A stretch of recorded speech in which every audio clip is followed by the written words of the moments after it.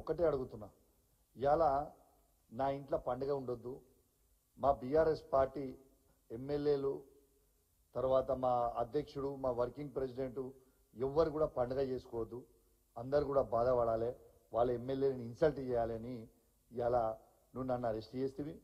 నాతో పాటు పండుగ తెల్లారి అందరు ఎమ్మెల్యేలని మా వర్కింగ్ ప్రెసిడెంట్ కేటీఆర్ గారు, హరీష్ రావు గారు, కవిత గారు తోని మొదలు పెడితే మా సంజయ్ గారు, మా ఎమ్మెల్యేలు, మా క్యాడర్ని మొత్తం పండుగ రోజు పొద్దున పోలీసు వాళ్ళు వచ్చి అరెస్ట్ చేస్తున్నారు.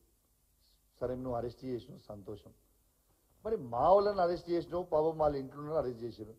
మరి పాపం పోలీసు వాళ్ళకు కూడా వేలాది మంది ఫోర్సు, దాదాపు ఒక 2000 మంది పోలీసు వాళ్ళు అనుకుంటా మొత్తం రాష్ట్ర వ్యాప్తంగా, ఇంకెక్కువనే ఉన్నారు.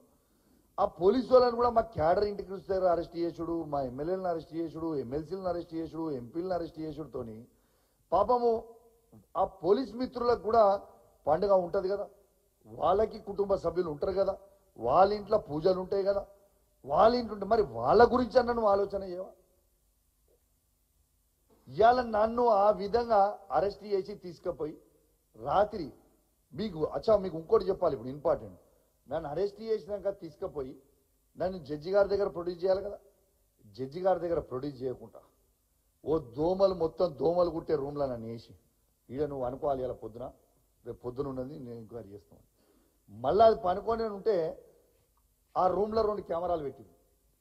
ఆ కెమెరాలు ఎక్కడ చూస్తుర్రా బాబు, ఈ కెమెరా ఎవరు చూస్తుర్రా అంటే ఈ కెమెరాలు అంటే రేవంత్ రెడ్డి ఇంట్లో కూర్చొని చూస్తుండట, సంతోషపడుతుండే. నేను కౌశిక్ని పెట్టినా. మరి నేనేం చేసిన, ఆ దోమలు కూడా సర్రా బ్యాన్ మంచిగా పరుపు వేసుకున్నా, మంచిగా మెత్త పెట్టి నేను కూడా దిగులు మంచిగా అనుకున్నా. సూట్రా ఇట్లా అనుకుంటున్నావు, నీ లొట్టపీస్ కేసులకు మేము భయపడేటం కాదని నేను కూడా మంచిగా అనుకున్నా.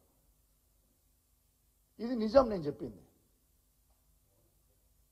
ఇలా వాస్తవంగా నాకెట్లా ఇది కన్ఫర్మ్ అయింది రేవంత్ రెడ్డి గారు చూస్తున్నారంటే, నేను వచ్చే కంటే ముందు మా అడ్వకేట్లు వచ్చి లోపలికి నాతో వచ్చిన అడ్వకేట్లు లోపలికి వచ్చిన తర్వాత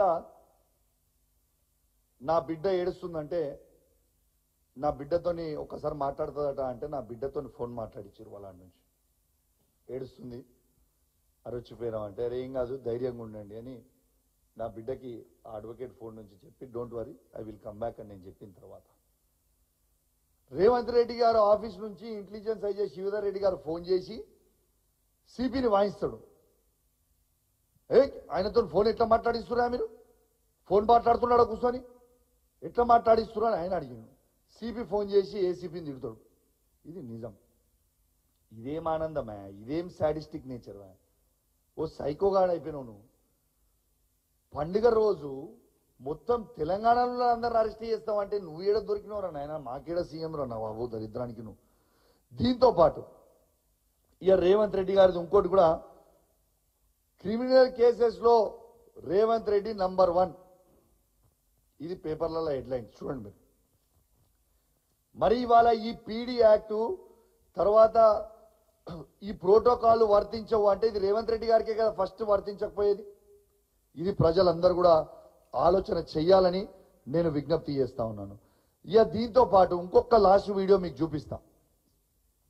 రేవంత్ రెడ్డి గారు అసలు నువ్వు ముఖ్యమంత్రి కాకపోతే నువ్వు ఏమయ్యేది అని ఏదో టీవీ ఛానల్లో ఎవరో ప్రెస్ వాళ్ళు అడిగితే, నేను రౌడీ షీటర్ని రౌడీ అయ్యేటోని అని చెప్తుండే. ఒక్కసారి ఆ చూడు, ఒక్కసారి అలా అది ఒక్కసారి ఆ వీడియో ప్లే చేయాలి. 6th video. కానీ కొంచెం అంటే పొలిటీషియన్ కాకపోతే ఏమన్నా మామూలుగా సినిమాల ప్రభావం ఎక్కువ ఉండి రౌడీ అవ్వాలి అవుతుంటున్నాయి, అట్లాంటి ఆలోచనలు ఉండేది. అంటే చూస్తేనే భయపడతారు కదా రౌడీ అని అవుదాం కనీసం అని. కాలేదు కానీ ఇట్లాంటి మన ముఖ్యమంత్రి, ఇప్పుడు మీరు ఇట్లాంటి మన ముఖ్యమంత్రి, ఈయనకి అసలు ఏమైనా బ్రెయిన్ ఉందా, అసలు ఏమైనా మనిషి ఆయన, అసలు ఒక మనిషేనా, ఆయనకు అసలు మానవత్వం అనేది ఉందా, అసలు ఏం మనిషినా?